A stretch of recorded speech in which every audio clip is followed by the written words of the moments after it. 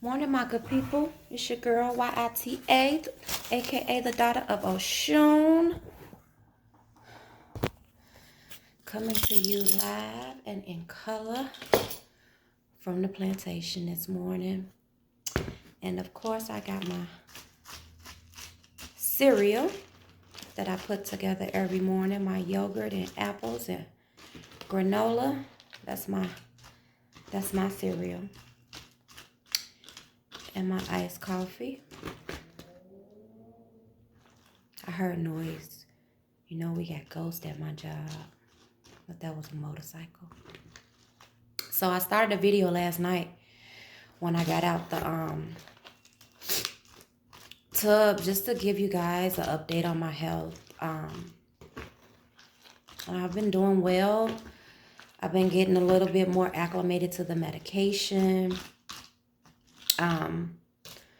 Wanted to give you guys a story about this weekend and the medication. So I'm taking nortriptyline, sumatriptan. I got the medication with me, actually. So I'll tell you what I'm taking. The sumatriptan,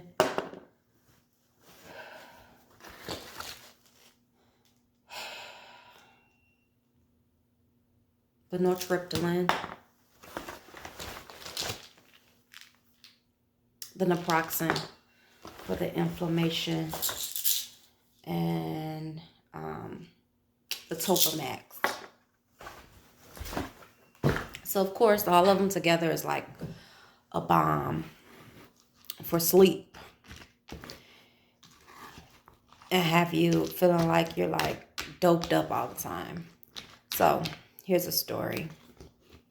My husband went to a friend's house to watch the fight this weekend. And my oldest daughter had to work. So my husband told me before he left, he was like, hey, if I'm not back by 9:30, which I knew he wasn't, he's going to a fight party. He's not going to be back by 9:30. Main event hasn't even started by then. He's like, I'm going to need you to go get her from work. I'm like, okay, cool. So I go start cooking dinner. My youngest daughter, she comes downstairs. She's like, did you get her text? She said Dad's going to be able to get her from work. So I'm like, okay, cool. I can eat dinner and relax, take my medicine. And that's just what I did. 20 minutes after taking my medication, my daughter called. And she's like, Mom, can you get me from work? I'm like, really? Your sister just said that your dad was going to be able to pick you up. Now, me, being an adult, I should have checked with her dad and made sure that that was the case. But I didn't. I believed her. I thought maybe she'd text him on a break or something, and, you know, they worked it all out, and he just didn't have time to call me because he was enjoying himself at the party. So I get in my car and I go get her. And it was like traveling in the outer space.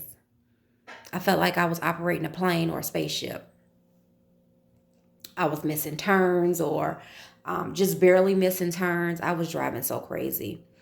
So I decided, I don't know why, to follow the car in front of me.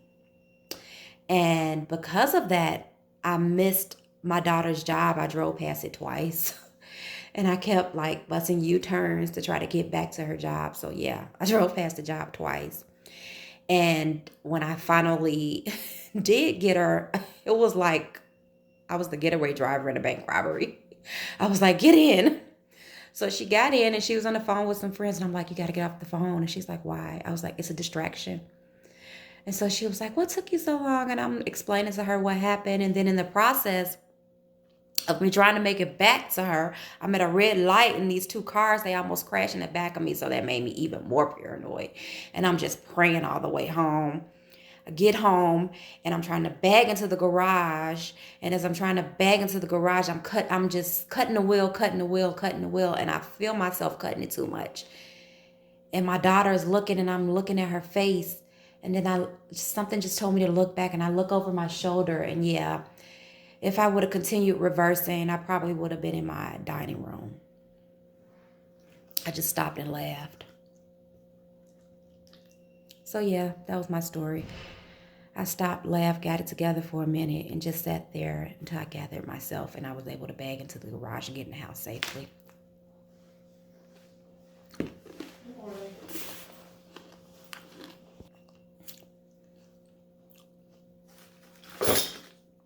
So yeah, guys, that's my story for this morning.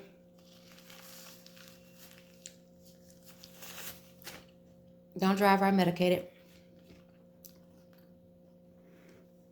Hope you guys have an amazing day and be amazing on purpose. Talk to you later. Bye.